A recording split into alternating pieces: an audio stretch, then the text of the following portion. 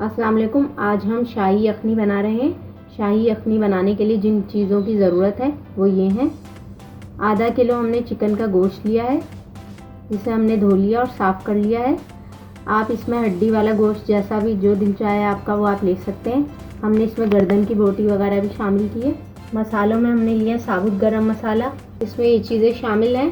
4 अदद लौंग लिए, 1 दालचीनी का टुकड़ा, 8 अदद साबुत काली मिर्च, 1 अदद तेज़पात, 1 खाने का चम्मच साबुत धनिया लिया है और नमक हमने लिया आधा खाने का चम्मच। आप नमक अपने जायके के हिसाब से शामिल करें। आधी गड्डी हरे धनिए के लिए जिसे हमने रफली चॉप कर लिया है। 1 चाय की चम्मच पिसा हुआ सफ़ेद ज़ीरा लिया है। आधी चाय की चम्मच पिसी हुई काली मिर्च ली है। पानी 1 लीटर के करीब इस्तेमाल करेंगे। अब हम अपनी रेसिपी स्टार्ट करते हैं। एक देगची लेंगे, उसमें हम 1 लीटर के करीब पानी शामिल करेंगे। अब इसमें हम चिकन शामिल करेंगे। अब इसमें हम साबुत गरम मसाला और साबुत धनिया और नमक शामिल करेंगे। हरा धनिया भी इसमें शामिल कर देंगे और इसे मिक्स कर लेंगे। अब हम यखनी को ढक के 20 मिनट के लिए पकाएंगे।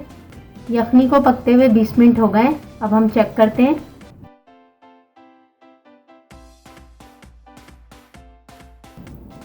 यखनी पक चुकी है।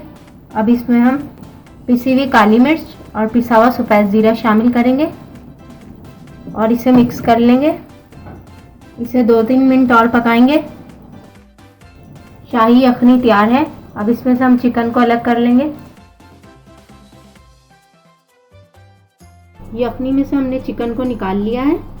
इस चिकन की हम कोई भी डिश बना सकते हैं।